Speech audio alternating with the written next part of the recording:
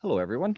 I'm pleased to have you join us today as we're speaking to a group of alumni from the school. These are former students, alumni today, who graduated as recently as this past year. And I think the earliest, Alicia, was 2013, if I remember correctly. So again, pleased to have everyone with us. We're going to go through a process of hearing from alumni in terms of what some of their experiences were in the program. In addition, we're going to be introduced to some of their dogs, which is really cool. And in addition, though, to hear how their work has changed and how their life has changed as a result of COVID-19, because I think there are probably lessons for us in how we deliver our courses in the fall from people's experience as part of this. So with that, I'm just going to turn it over to the alumni, and maybe I'll make a point of just introducing people. I'll just go across my screen and make sure we capture people. And since James is in the bottom left corner here, I'll invite James to introduce himself and where he's at and what he's doing with his life, and we'll look forward to that. James? Thanks, Wayne, and thanks for inviting me here today. I'm quite happy to help out in any way possible and share my experiences. Like you said, my name is James Newlands. I was born and raised in Orillia, Ontario. I went to the University of Guelph from 2015 to 2017. And then I've since been working for a land use planning firm called MHBC Planning since I graduated. So I've now 3 years with the firm, and I work out of I currently work at a home, but I'm located out of the Barrie office. And if I remember correctly, MHBC has offices across the province, and Barrie's one of the smaller offices, maybe a bit more catered to rural communities. Is that fair? Yeah, there's 6 offices. The company has 6 offices across the province. And our office, yes, focuses more, John can speak to this, but it's more on municipal and in northern areas in Ontario. We also do commercial work in and around Simcoe County in this area, and then we do aggregate work across the province because you have to go where the rock is. Indeed. Is there one key takeaway from COVID-19 that you've been able to do to keep your work engaged?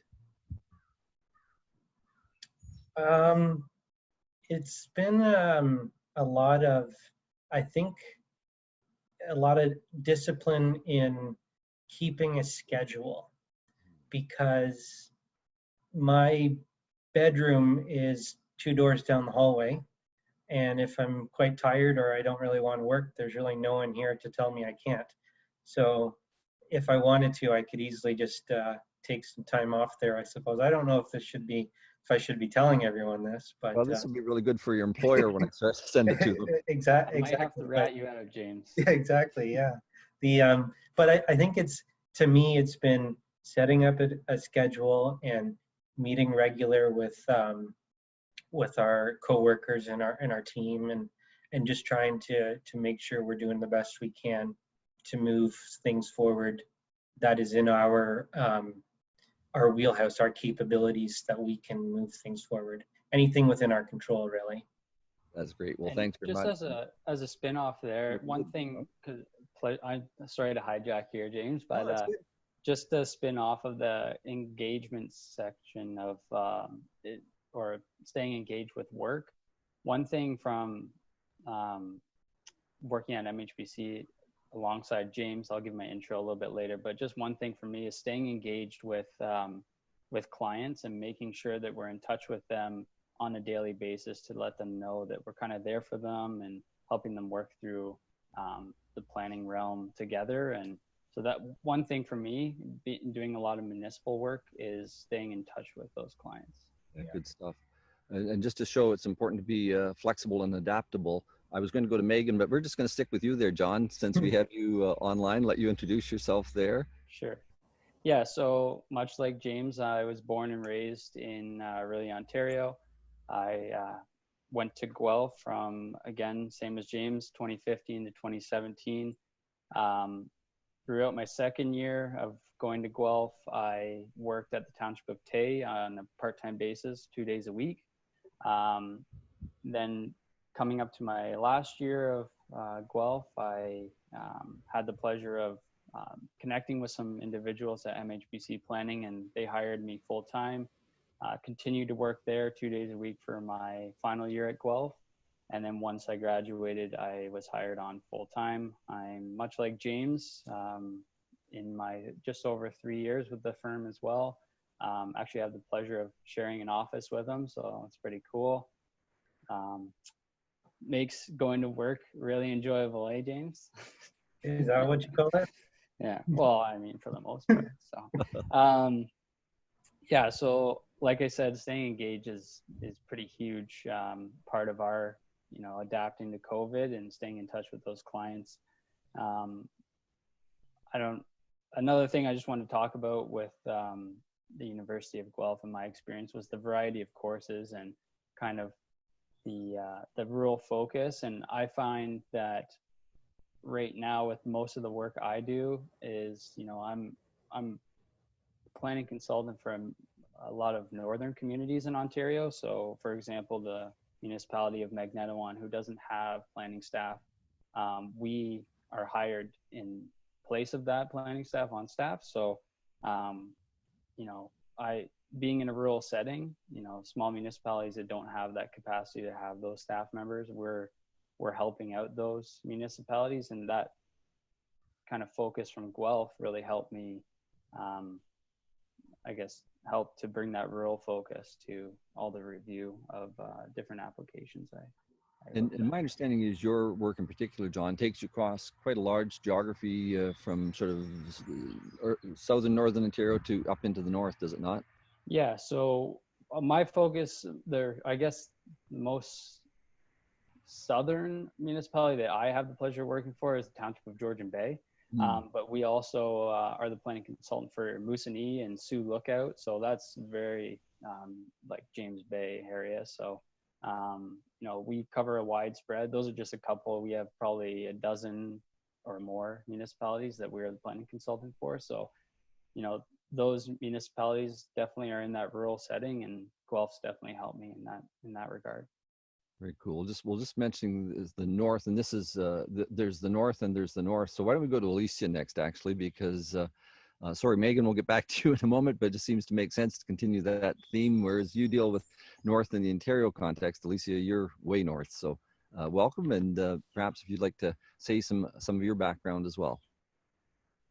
For sure. So just like you can see, there's still snow behind me.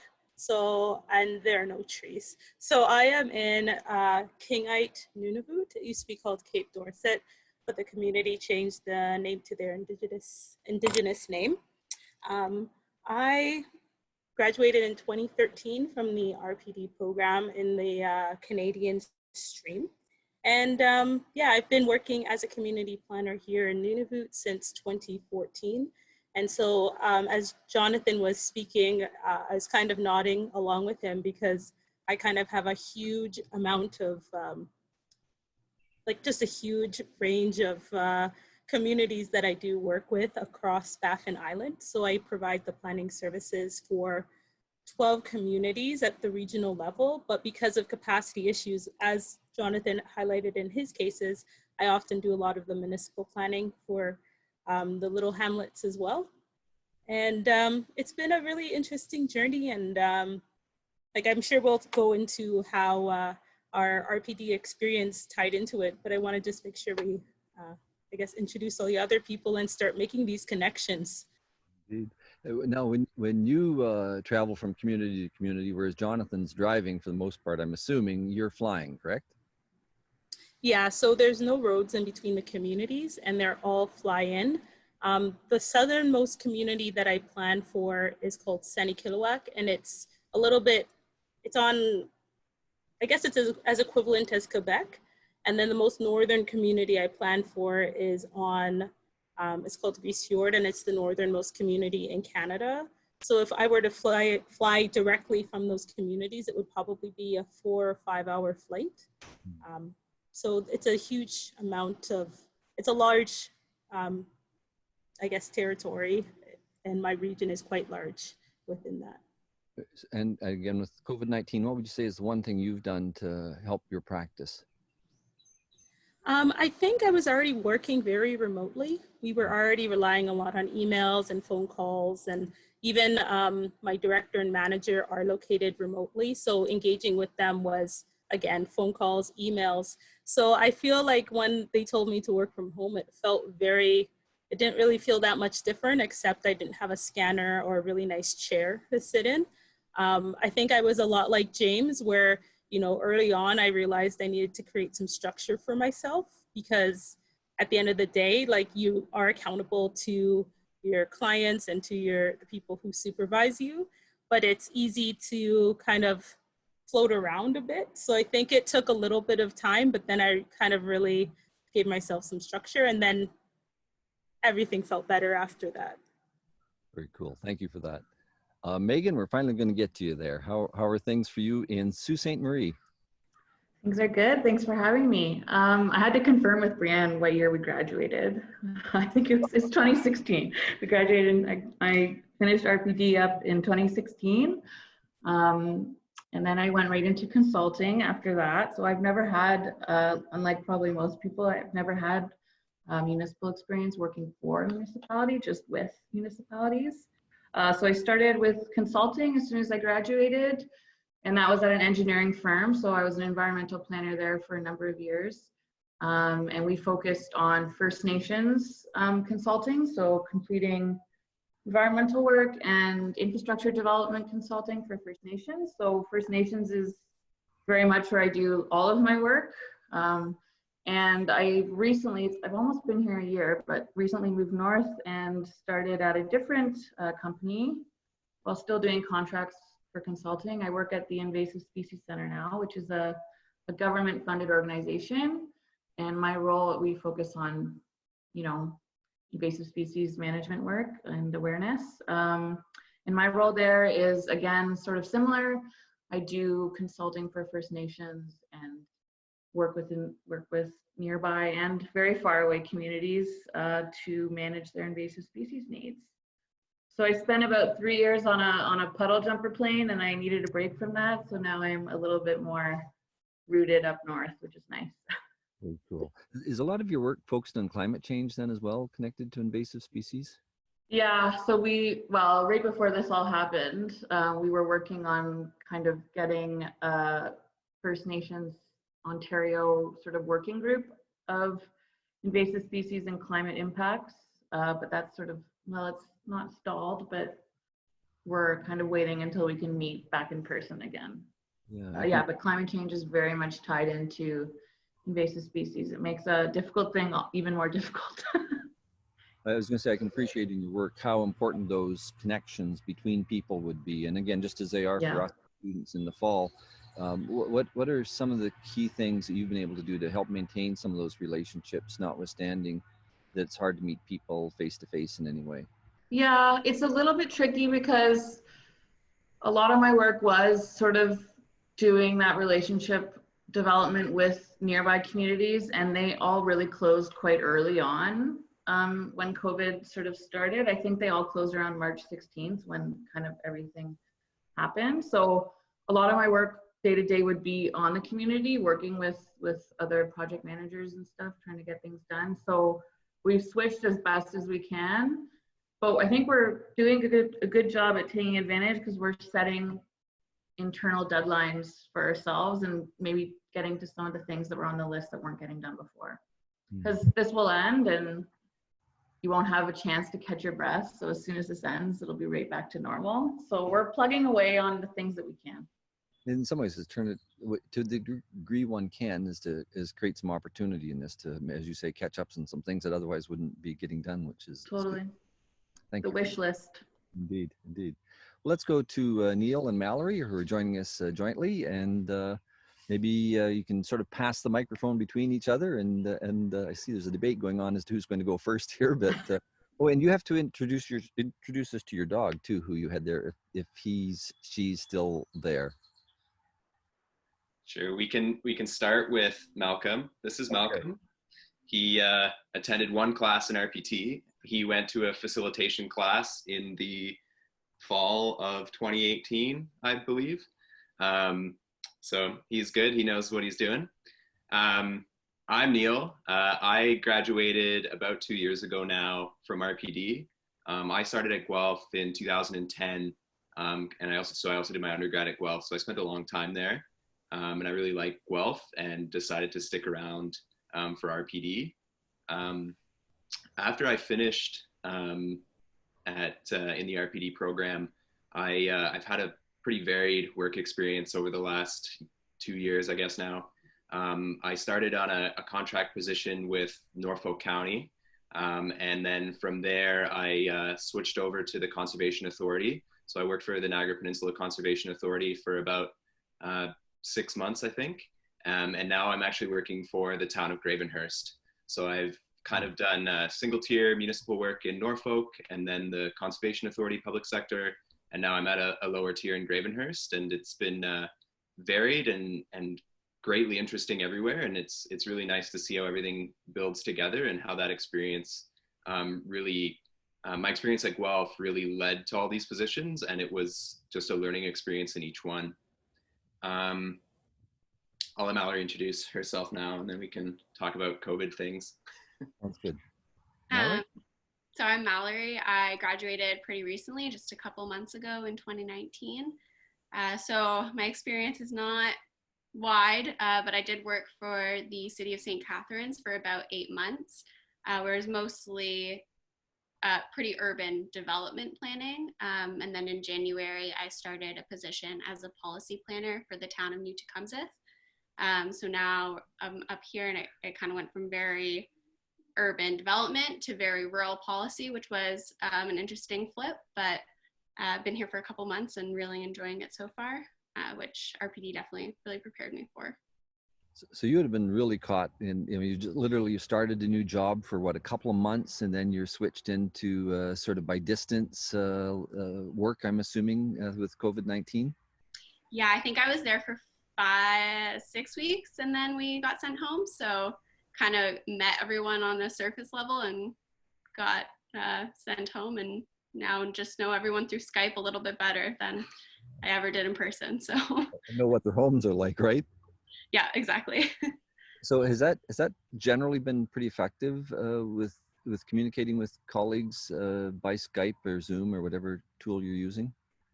Well, we also live with another RPD grad, Danielle Waters. So there was 3 of us trying to do Zoom calls and calling people, and live in a pretty small apartment. So 3 planners in 1 room is kind of a lot, but it's been going okay.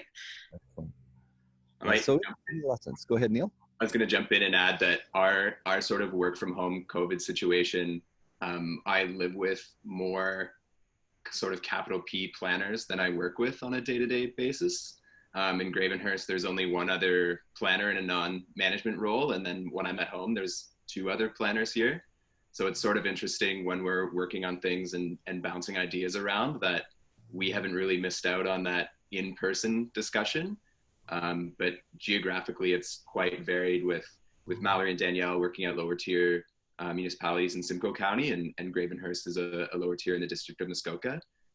So it's been really interesting learning experience, working from home, seeing how it's working in 3 different municipalities and across 2 different regions, while living in another municipality that none of us work in. So it's been great.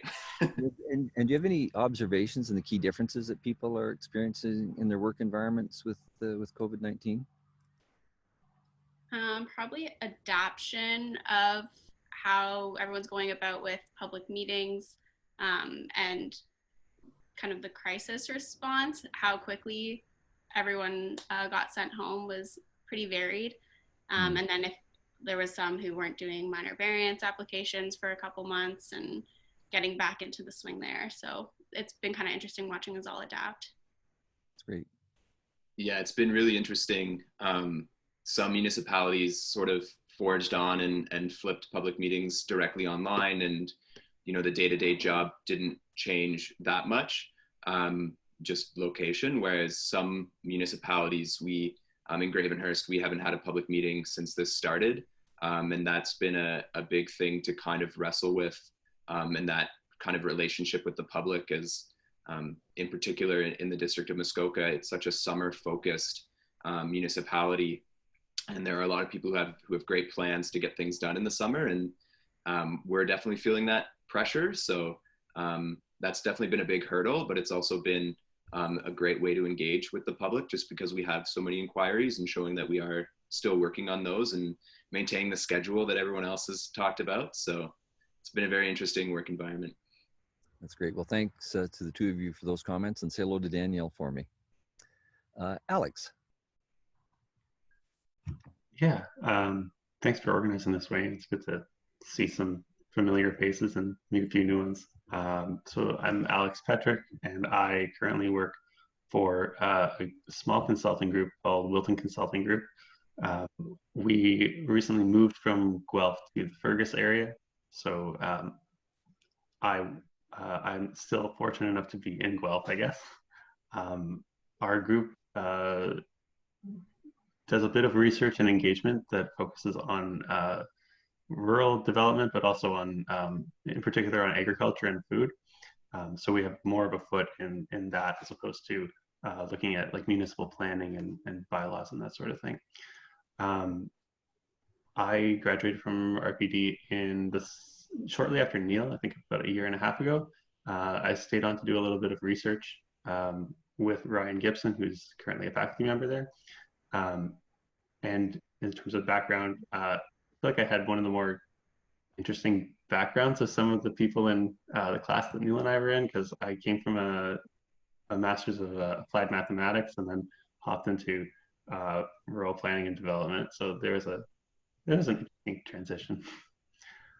In terms of COVID, our group, we do a lot of engagement in terms of like talking to the public. And so a lot of the stuff that we were working on, we've had to really rejig it. So whereas before we were looking at, let's plan a big event and let's bring all these people in. Now we're talking about, can we have a Zoom call with these people? Can we send out a survey online, that sort of thing, in order to get more of the results that we're looking for. And I guess in terms of our own operations internally, we've we already used a lot of like Google Hangouts and that sort of thing in order to communicate among ourselves. But we've also been aware of the human side of things. And so our team, once in a while, we'll all sort of say, okay, we're gonna take a bit of a lunch break in the middle of the day. And someone will say, here's like some activity that we can do together. So sometimes it's, everyone come up with a cool place that you'd love to go travel or something like that. It's just ways to keep our team connected and not forget that we're all people as well at the same time that we're working together. Good point. And the other thing I'll just observe, because I've been involved in a couple of meetings that your team has organized, and really impressed with the use of breakout groups and things of that nature as part of the Zoom process. My observation is it works fantastic, and it's a great tool that we could be using as part of our delivery in the fall. But any general observations on what's worked or what hasn't worked as part of that? Yeah, one of the challenges that we run into, and I think you might remember this with some of those conversations, is that rural internet is really not reliable in some areas. And so we've had a lot of people who have said, I have to turn my video off because I think it's weighing on my bandwidth, or like I have to close out of Zoom and call into a meeting. That's been, I guess, the main issue that we've had in all of that. Well, that's great. Well, thank you very much for that. And we'll look forward to hearing from all of you in a bit more detail about some of your experiences with RPD, but let's go on to Brianne next. Gotta remember to turn yourself on. Exactly. So my name is Brianne LeBute, and I graduated in 2016 with Megan. And I did work in a brief stint in Ontario in Bruce County for 10 months before getting a job at the Comox Valley Regional District on Vancouver Island.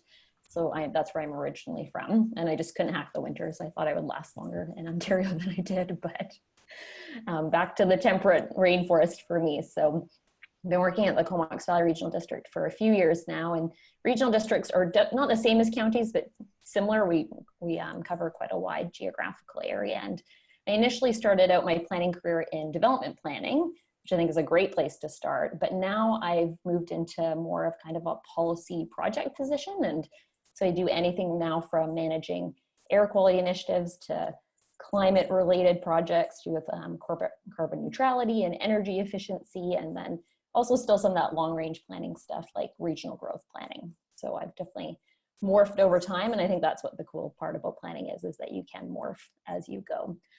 In terms of COVID, I've been working from home for 11 weeks now, and I don't know, I find it okay. I think I was thinking when Alex was talking about intentionality, like it's really important to actually make effort to stay connected because it might not happen naturally. So my workplace hasn't been quite as innovative with like coming up with cool games and like that set aside time. But I think on a personal level, like if I have more than 3 questions for someone, I always just set up a Zoom call.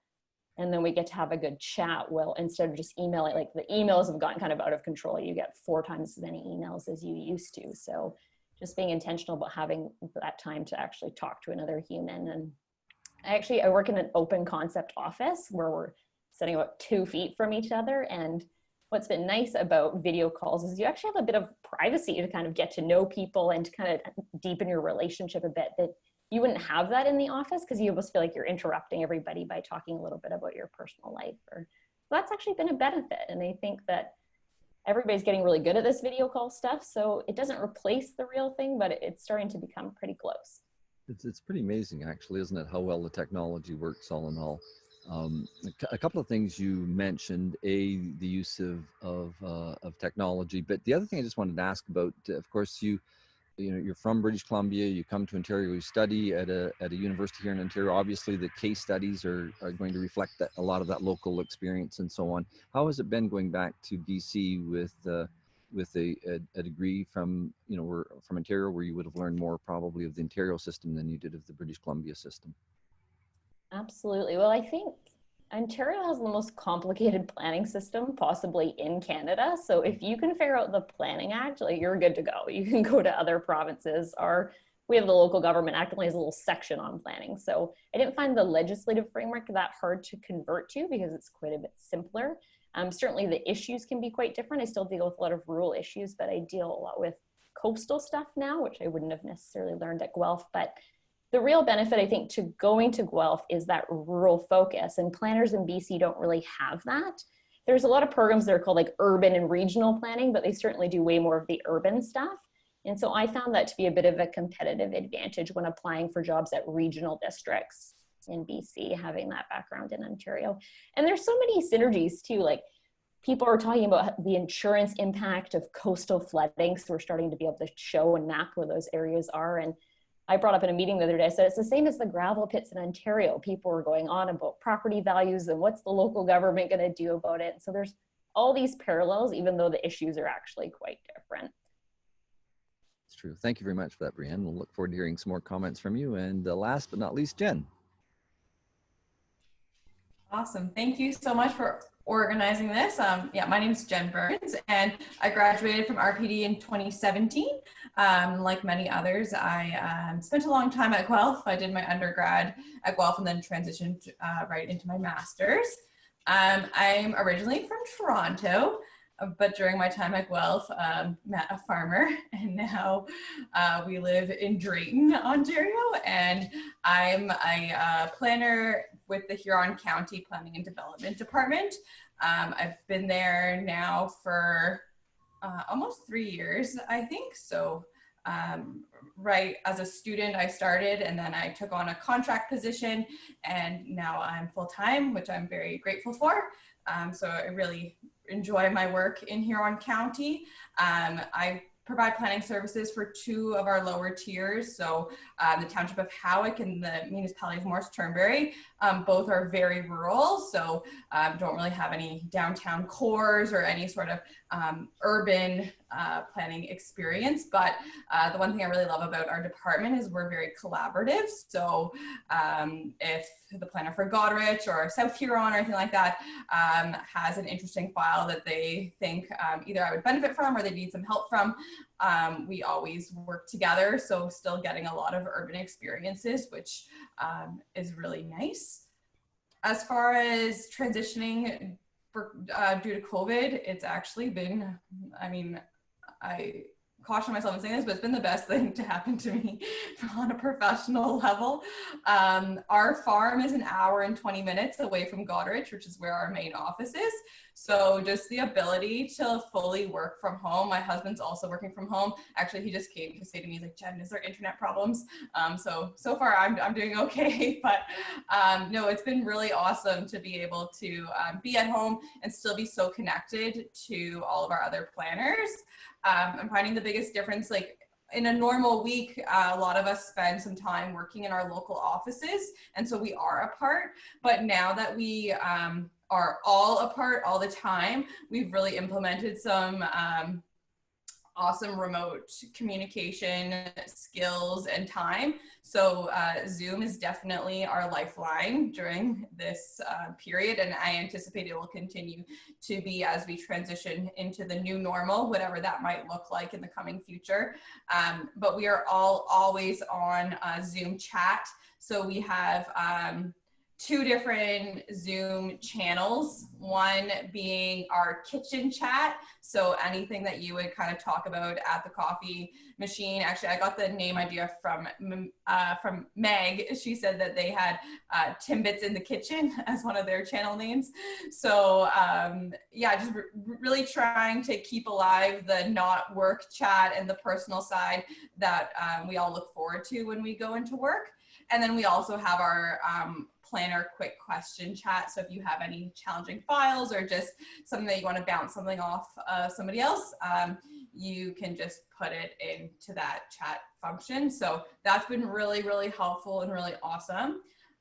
The other thing, so in Township of Howick, all of the council meetings have gone to a teleconference.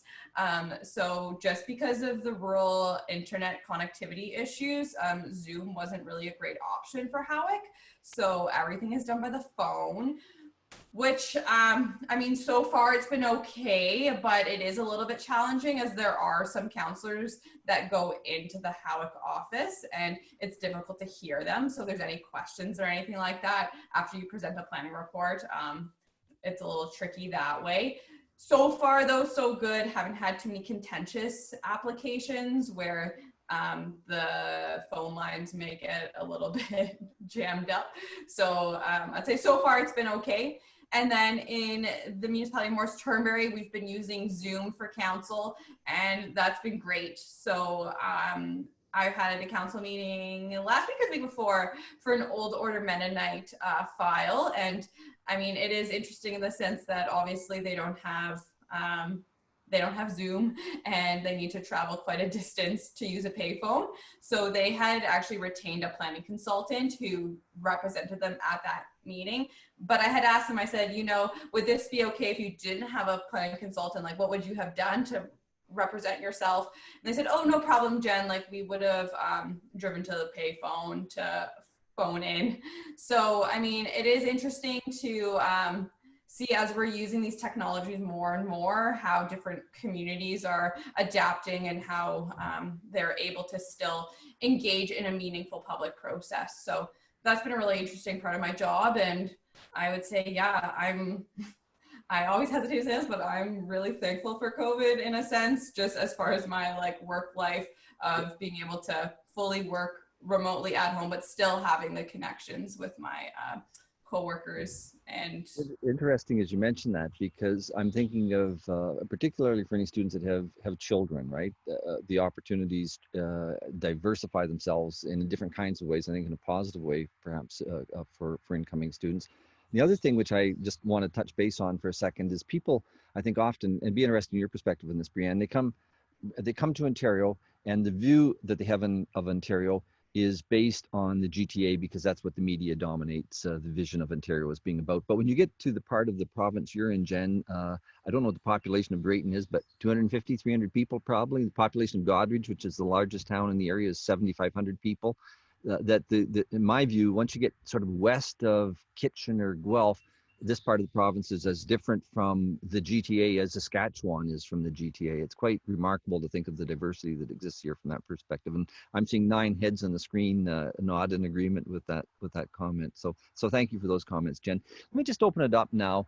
Just feel free to jump in. Any reflections on your time at RPD? And I'm going to take the last 2 questions, sort of mash them together just in the interest of time.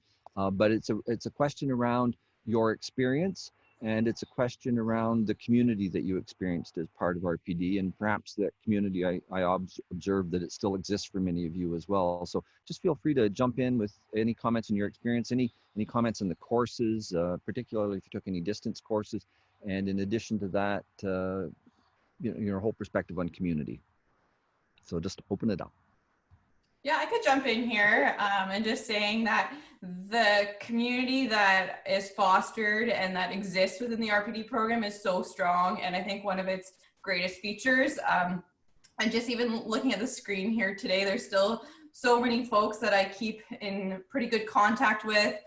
When I was out in BC, I went out for lunch with Brianne, and so there's such a community, which is really so great. And even for folks that I don't generally keep in contact with on a day-to-day or week-to-week or month-to-month basis, if I ever have any planning questions and I'm like, oh, James, like he does aggregates a lot, like I know for sure I can just send him a quick note and he's happy to help out. So definitely the sense of community was really awesome. And even with the profs too, I did a lot of online classes, even though the classes were in person. So I think to Ryan Gibson's ECDev class, I was the only one to Zoom in, but still felt very much a part of the class, still felt very connected with the prof. If I had any questions, he was always so prompt to answer. And now when I go back to Guelph to visit, it's always like, hey Jen, like how's it going? And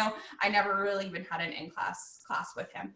So definitely really feel like such a strong connection to everyone in my cohort, but also Brianna and Meg were a year behind me, and then I have friends in some of the other SEDRED programs as well that I keep in quite good contact with. So yeah, it's a pretty special spot for sure. That's great, thank you for that. Someone else?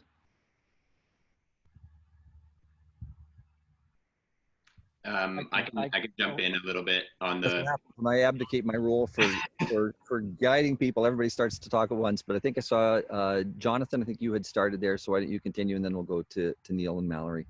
Sure. Just a quick note, just to piggyback off Jen there.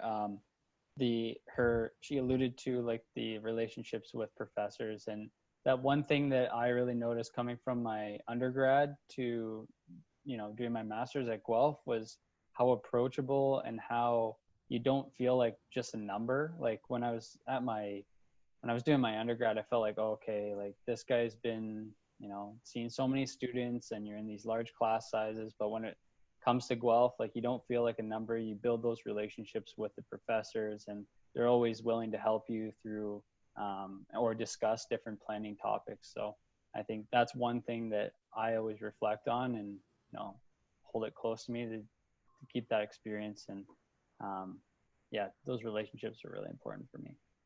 Great, thank you for that. And I'll say as a faculty member too, how much I value those, as I know the faculty too. That it's always a fantastic opportunity when there's a chance to connect with any of you. And I know that's shared by everyone in the program. Neil?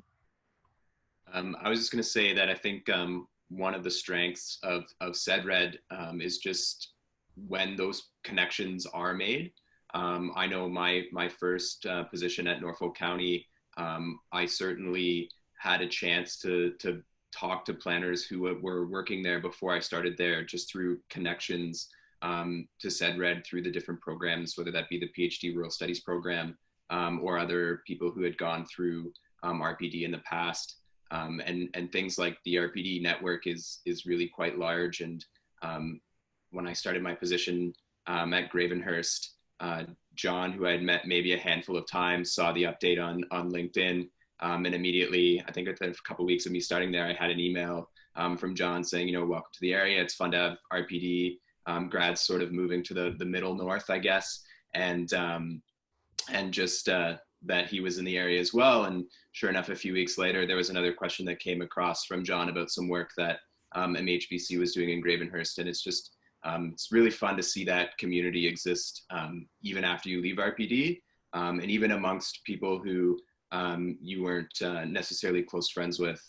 John was the year ahead of me. I think we had one class together in our time at Guelph. So it's not as if we it's not as if that relationship is super strong, but it's still a really open group of people, and everyone's willing to kind of reach out and help out. And I think that goes for maybe some incoming and current students as well. I think most people are pretty willing to have those discussions or answer some questions from students who are coming in.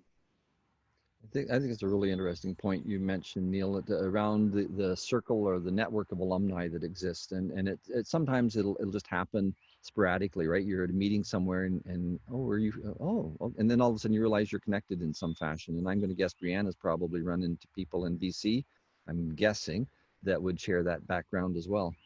Yeah, absolutely. Wayne's connected me with a few University of Guelph grads, and I probably talk to somebody from the RPD program like once a week. So I definitely have my little handful of people, even though we're not in the same provinces anymore.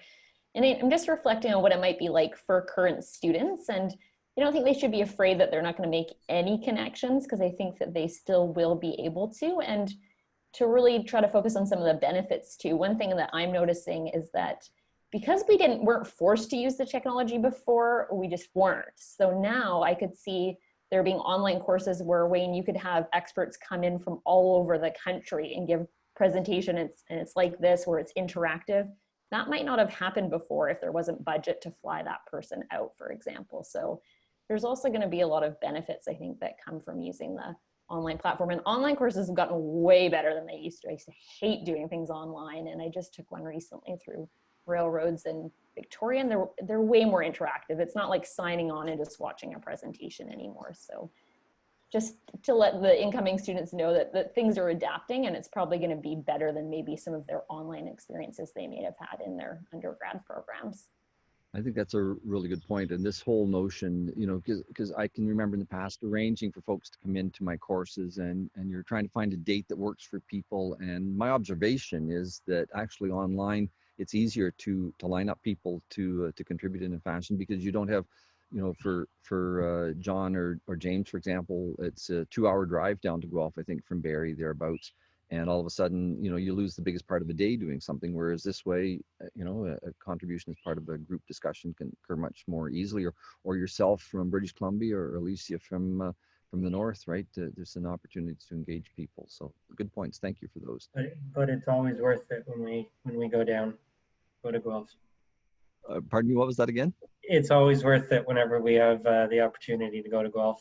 Indeed, it is. Yeah, it's and it speaks, I think, to what alumni can contribute, right? Because as much as faculty are immersed in research, and they're immersed in the busyness that goes on at the institute, in terms of the university, all of you are working in day-to-day planning files, right? In one way or the other, and it's that experience which I think really enriches a folks' education when we can bring that to the table. So.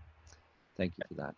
And one of the things actually, I wanted to bring up that I'm quite proud of. I grew up in a rural area, and then so the thing I'm quite proud of is Guelph is the only planning school in Ontario that focuses on rural aspects.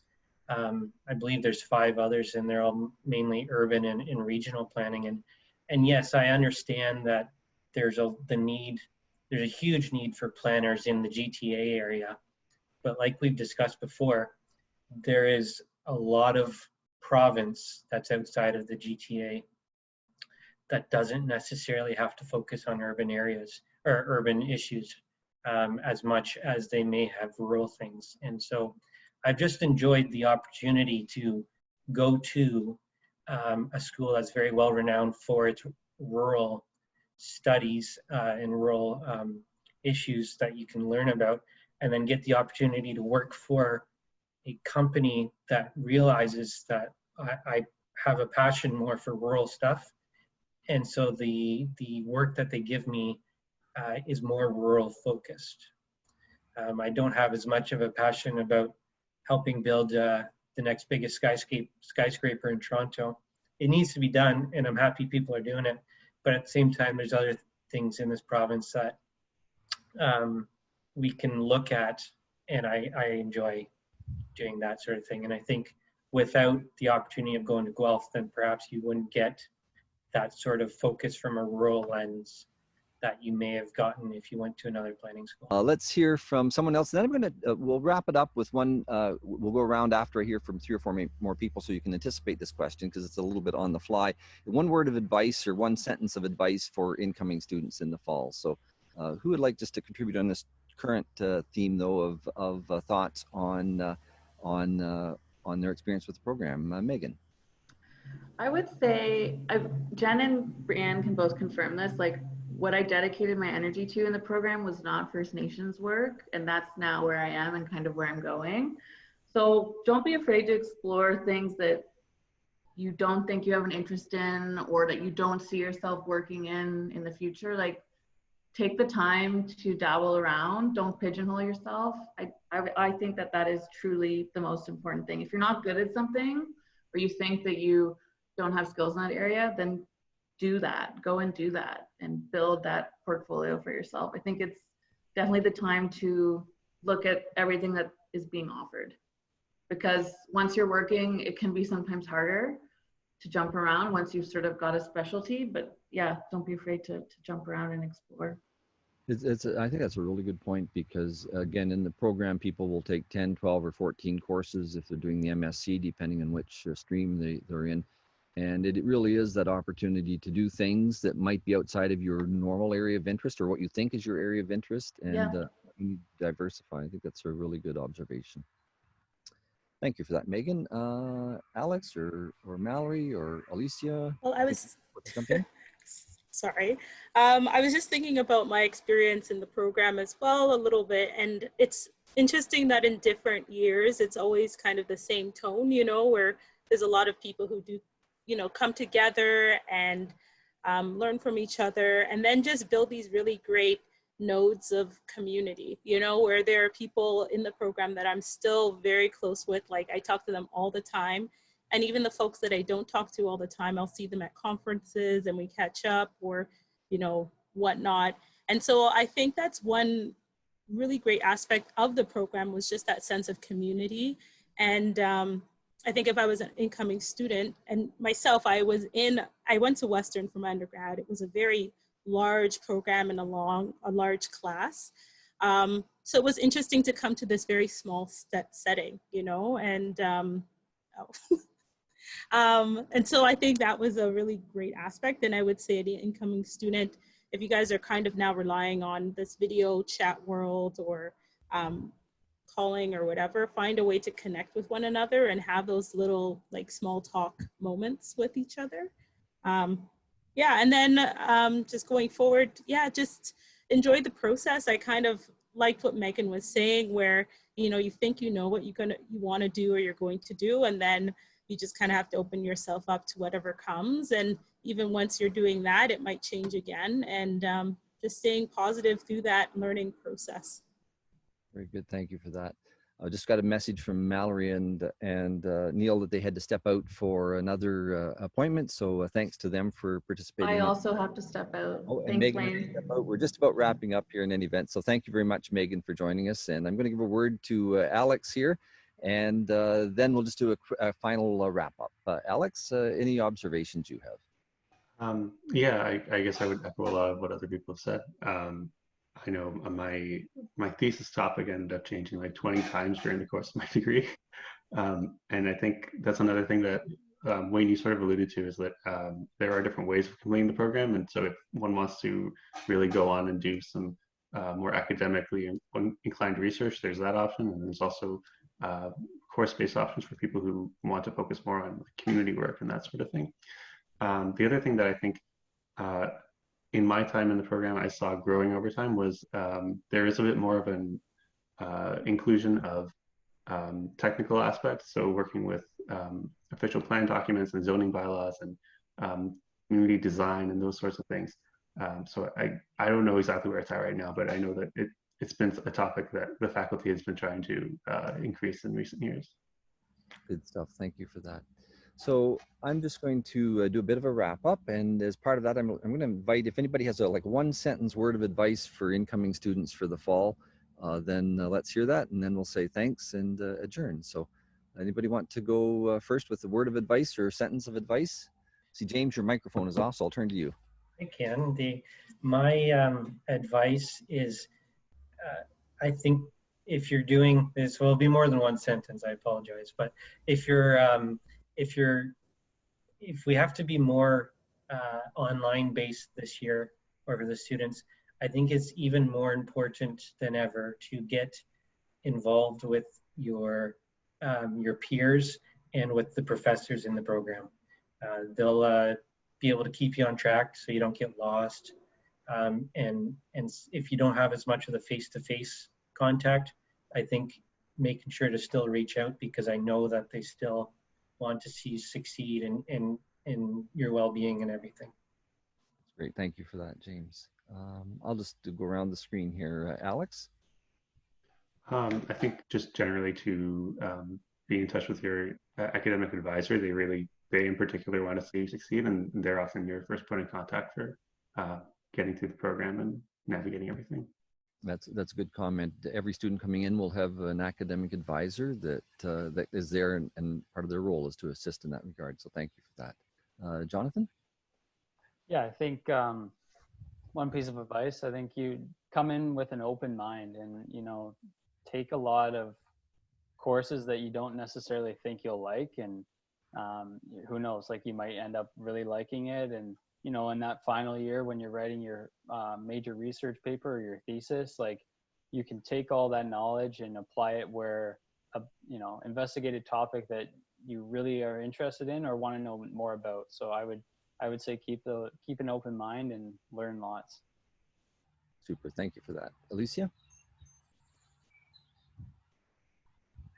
I would say to engage with each other. I think a huge part of the experience is having those classmates, like when especially when they're distanced, the people around me are the ones who dragged me when I couldn't do certain things, or I was tired of writing, or everything that was hard about the program. It was my colleagues and my friends that pulled me along. So I just want to really echo that. Make friends with each other. Great. I just appreciate, again, I'll specifically call it to you for, it must be a couple thousand miles from here, I think, or something of that nature, a couple thousand kilometers anyway. So thanks for jumping in that way, and for keeping the snow there instead of here. Jen? Yeah, I think I would echo what everyone else has said, but I also would say, like, this is such a great opportunity for you to network with other professional planners who may be in places that you might see yourself working in the future. So I guess knowing that perhaps a face-to-face interaction isn't necessarily possible during this time, really just take the time when you're able, if you have any projects, anything class related, shadow a planner virtually. Really try and make the connections with planners in other planning departments or in places where you might want to see yourself working. I know for me as a student, I shadowed a planner in Perth County because I was like, oh, that's close to home. That's where I might see. And then I got a student position there. And then from there, I was able to network with the planners at Huron County, and now I'm there. So really, like, the power of networking both within your cohort and with your professors, but also to the general planning world, I think is so important as a student. And it does get a little bit harder when you're already employed and perhaps, you may be looking for another experience elsewhere. It's so much easier if you can say, like, hey, I'm a student, like I want to, whereas if I'm like, oh, like I work for Huron County and I want to come work for you, like it doesn't have the same feeling. So I guess, like, you have such a really cool opportunity as a student to put yourself into so many different people's shoes and see how so many different people do their work and the different types of work. And I mean, now that we're mainly virtual, I mean, you could definitely reach out to Alicia up north and find out what's going on there, whereas before maybe you thought you only wanted a face-to-face interaction. So I think this is just like a really cool opportunity to really dive in and see what other planners across the province or across Canada, call Brienne in BC, and see what's going on out there. I mean, we're always happy to talk to students and always happy to make those connections. And this point of your almost career is such a really cool time to do that. That's a great observation. Thank you for that. And final word to Brienne. Yeah, we've actually eliminated a lot of our everyday distractions in our workday. So we have a little bit more time sometimes to interact with people. I'd be happy to do a Zoom call with any students that want to talk about the program or talk about career opportunities afterwards. My one piece of advice would be think about right from the beginning what's going to set you apart. At the end of the day, you're going to be applying for jobs and everyone's going to have the same master's degree, and employers don't really ask you that much about what you've done for coursework. So think about all that extra stuff you can put on there, like say yes to everything. If you link yourself up with Wayne, you'll be good to go. Research assistantships, presentations to provincial ministries, really whatever you can do to be a little bit different. And then also remember that COVID's going to have some opportunities. I think we're going to see some research dollars probably funded through the federal and provincial governments because of this. And there might be more opportunities than ever when it comes to funding. So keep that in mind from like a COVID renewal recovery perspective.